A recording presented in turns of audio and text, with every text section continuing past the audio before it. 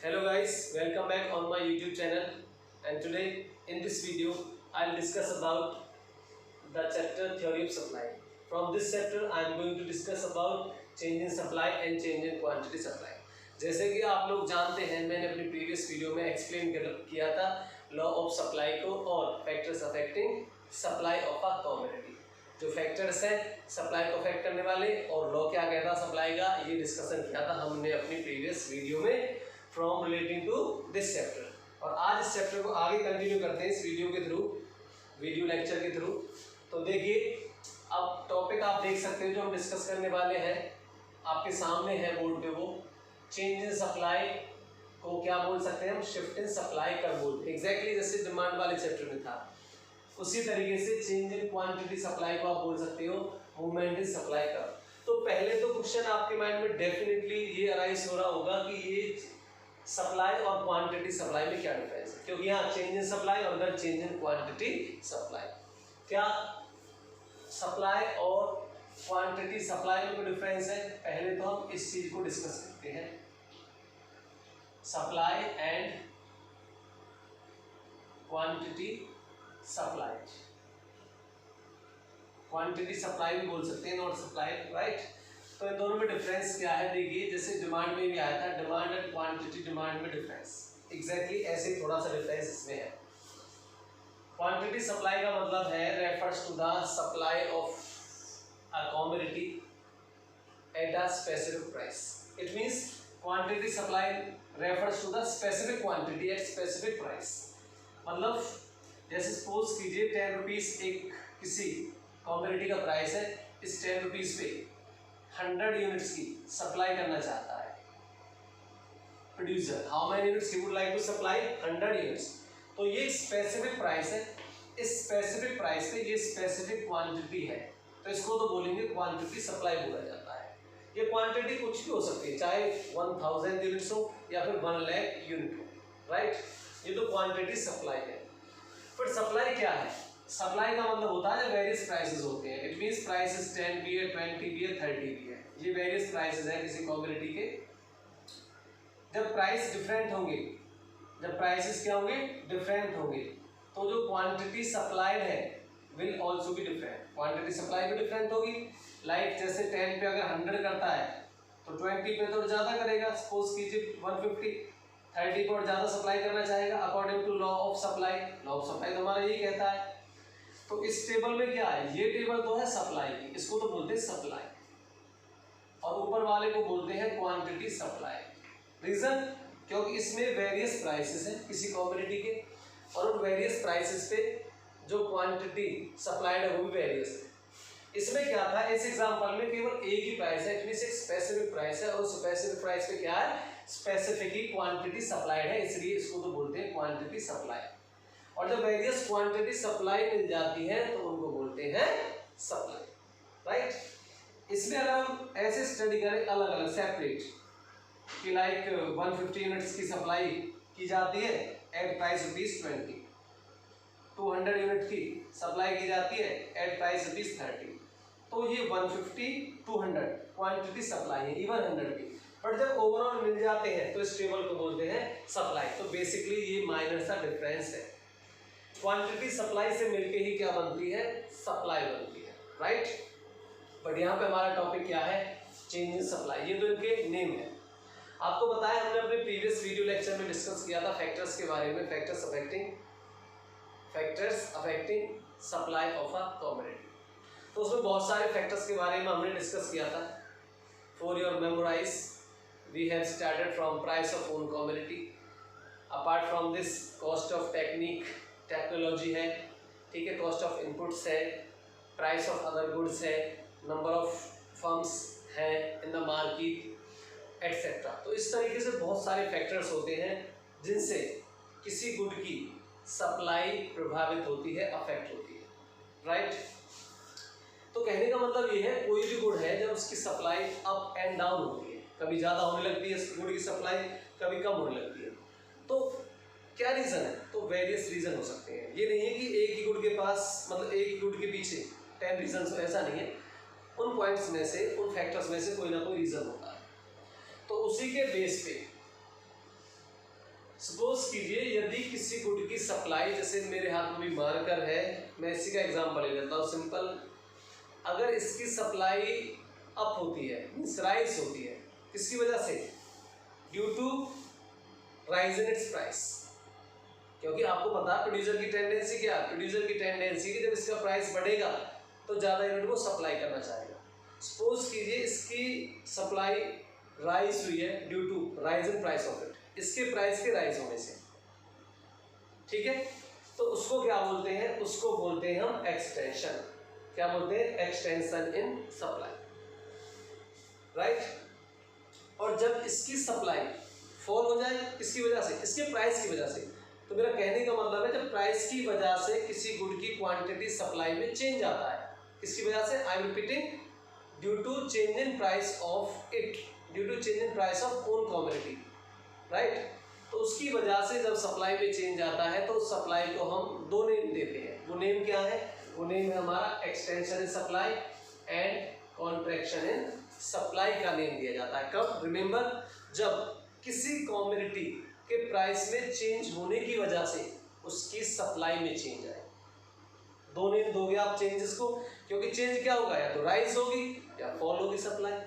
Rise हुई तो extension in supply, fall हुई तो कॉन्ट्रैक्शन इन सप्लाई। दूसरी तरफ सपोज कीजिए अगर कमोडिटी की सप्लाई में चेंज आए, उसके प्राइस की वजह से नहीं, मतलब प्राइस तो उसका एज इट इज है, जो पहले था प्राइस तो अभी भी वही है, उसमें चेंज आए due to change in other factors, यानी प्राइस को छोड़ के कोई और रीजन है, कोई भी कुछ भी रीजन हो, तो जब अदर फैक्टर्स की वजह से किसी गुड की सप्लाई में चेंज आता है तो उन चेंजेस को आप अगेन यू विल नेम, क्या नेम दोगे?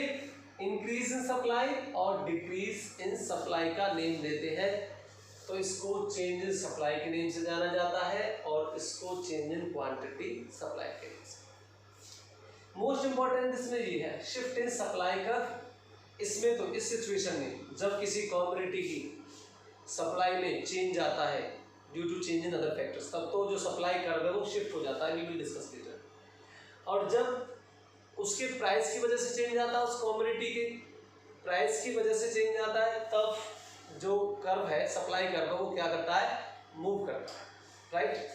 तो अब आ जाइए इसके अकॉर्डिंग, ये तो समझाने वाली बात रही। मेनली क्या है, ये मैंने फ्लो चार्ट इसलिए ड्रॉ किया ऑलरेडी कि आप इसे समझ सकते हो। इंक्रीज इन सप्लाई और decrease in supply will take place when there is no change in other factors.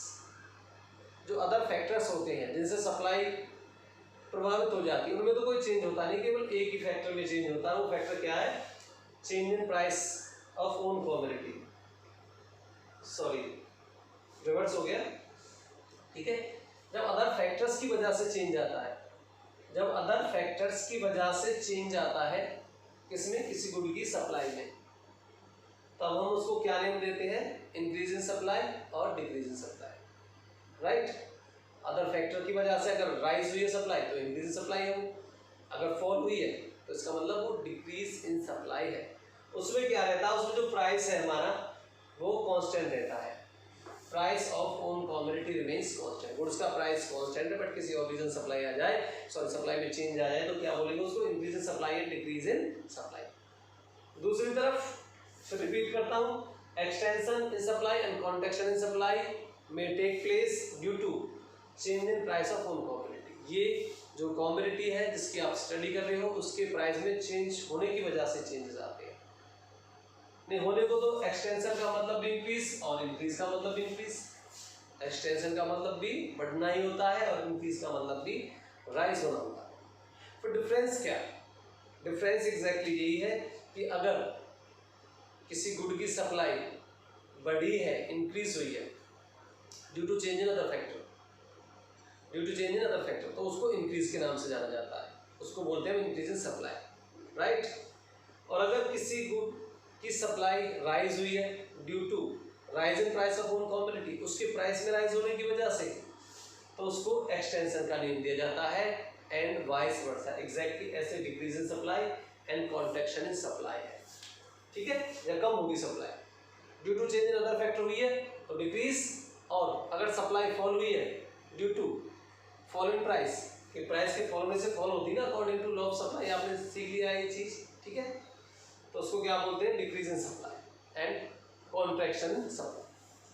आप टेबल और ग्राफ से इसको समझ सकते हैं। सपोज कीजिए ये क्या है, हमारा शिफ्ट इन सप्लाई कर्व है, इंक्रीज और डिक्रीज। इंक्रीज और डिक्रीज में बार बार मैं आपको ये उदाहरण दे रहा हूँ एग्जाम्पल, कि जब किसी कमोडिटी की जो सप्लाई है वो राइज हो या फॉल हो due to change in other factors. Due to change in other factors का मतलब ये है कि प्राइस तो फिर वही रहेगा।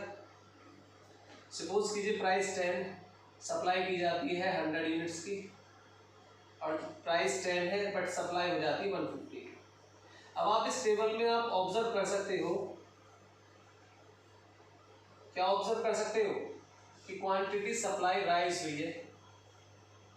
रीजन क्या रहा, रीजन इसमें तो कुछ दिखाई दे नहीं रहा, क्योंकि प्राइस तो एज इट इज है, क्योंकि हमें पता है कि प्राइस की वजह से भी चेंज आ जाता है सप्लाई में। तो इसका मतलब यहाँ पे कोई रीजन कुछ और है, प्राइस तो नहीं है, क्योंकि प्राइस तो कांस्टेंट है। पहले भी 10 था तब भी 100 की सप्लाई कर रहा था प्रोड्यूसर, और आज वही प्रोड्यूसर मतलब कि उस कमोडिटी की सप्लाई 150 यूनिट होने लगी, प्राइस अभी भी उस कमोडिटी का क्या है 10 रुपीज पर यूनिट। तो क्या रीजन है, कुछ ना कुछ और रीजन, ठीक है।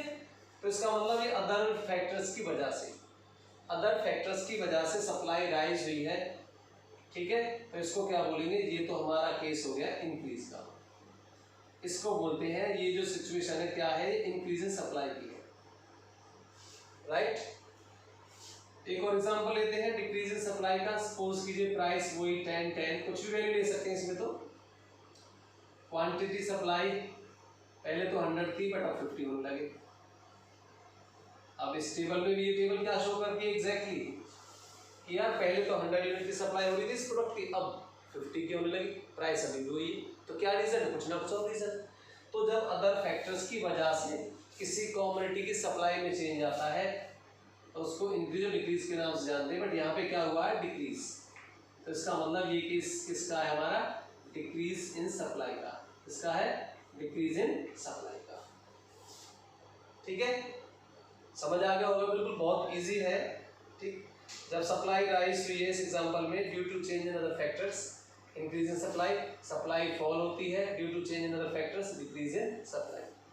दूसरी तरफ एक्सटेंशन एंड कॉन्ट्रैक्शन का भी एग्जांपल लेंगे इसी तरीके से, आप शेड्यूल से समझ सकते हो पहले से।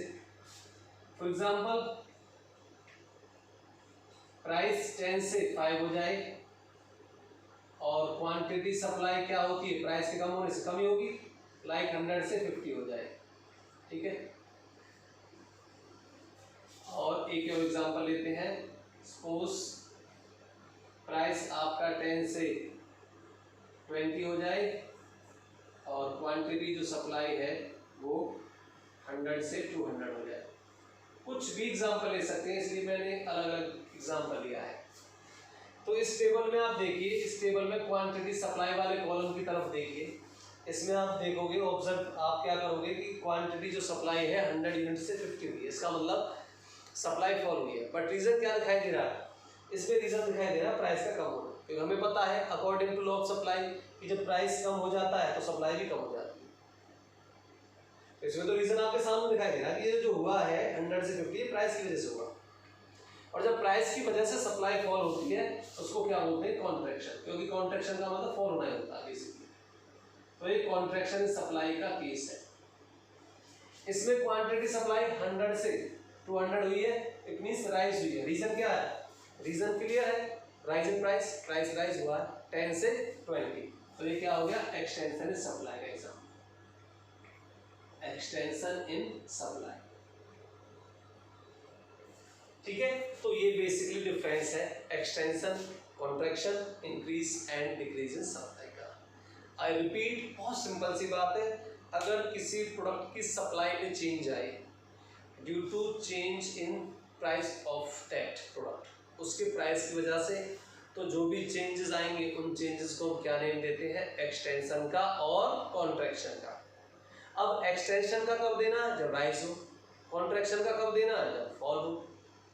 दूसरी तरफ जब किसी प्रोडक्ट की सप्लाई में चेंज आए due to change in other factors, मतलब प्राइस में कोई चेंज नहीं हुआ, अदर फैक्टर्स में चेंज हुआ है, तो उन चेंजेस को आप क्या नेम दोगे, इंक्रीज इन सप्लाई और डिक्रीज इन सप्लाई, राइज हो तो इंक्रीज, अगर सप्लाई फॉल हुई है तो डिक्रीज। ये बेसिकली इनमें डिफरेंस है, राइट। उसके बाद इसको मैंने ये भी कहा था कि मोस्ट इंपॉर्टेंट ये भी है डिफरेंस करने का कि शिफ्ट इन सप्लाई कर्व क्यों बोलते हैं इसको, और इसको इट मींस एक्सटेंशन और कॉन्ट्रैक्शन को मूवमेंट के नाम से जानते हैं, इंक्रीज इन सप्लाई और डिक्रीज इन को शिफ्ट इन सप्लाई कर्व के नाम से जानते हैं। इसका रीजन क्या है, तो देखिए अब इन टेबल से लेकर आप इनका ग्राफ भी बना सकते हो। किस तरीके से,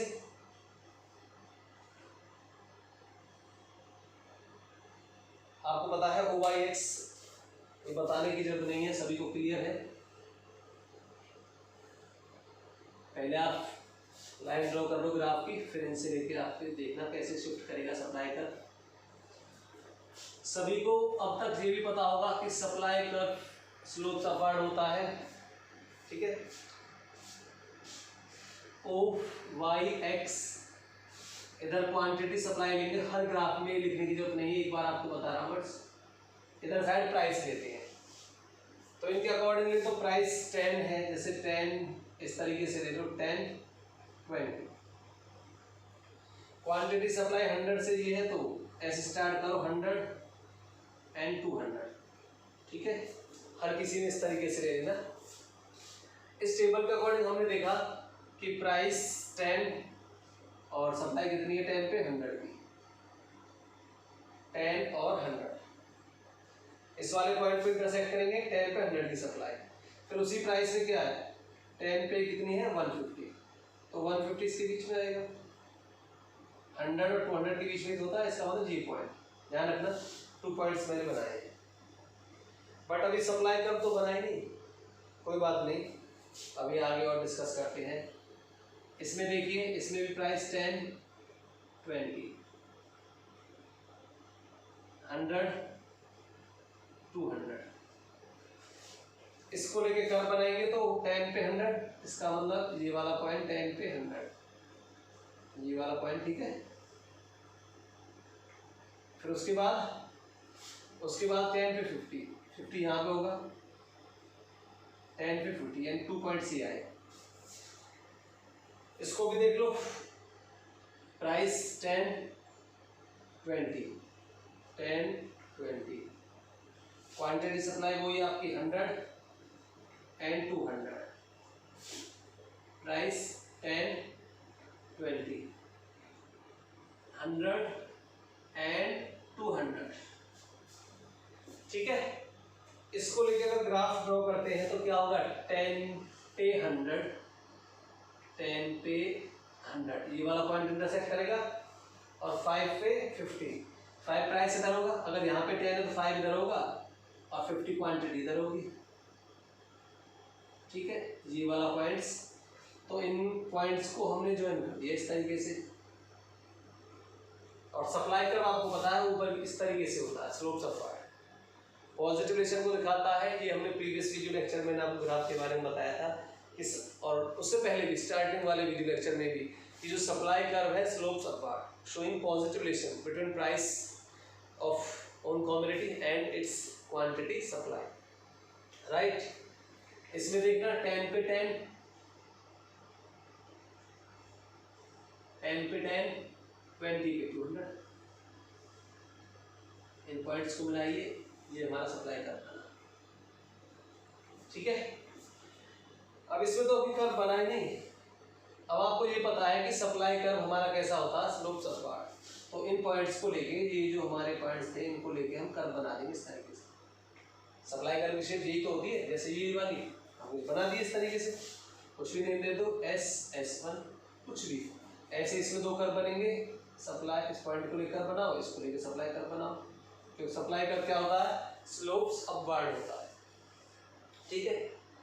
अब इसमें डिफरेंस क्या है, क्योंकि ये दोनों curve seems to be similar, एक जैसे हैं फिलहाल तो देखने में, ठीक है।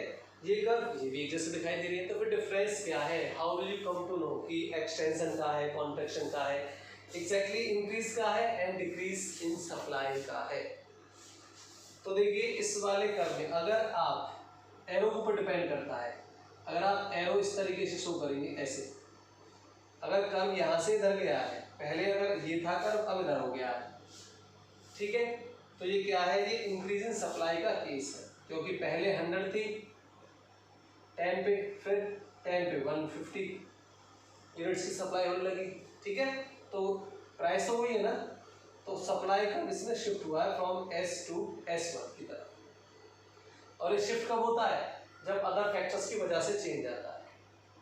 अगर अदर फैक्टर्स की वजह से नहीं होता, जैसे इसमें नहीं, आप देख लो इसमें प्राइस की वजह से है, तो इसमें तो शिफ्ट नहीं हुआ दोनों केस में। एक इंक्रीज एक्सटेंशन का है, दूसरा कंस्ट्रक्शन का, दोनों में कर्व जो है स्लोप्स अपवर्ड है।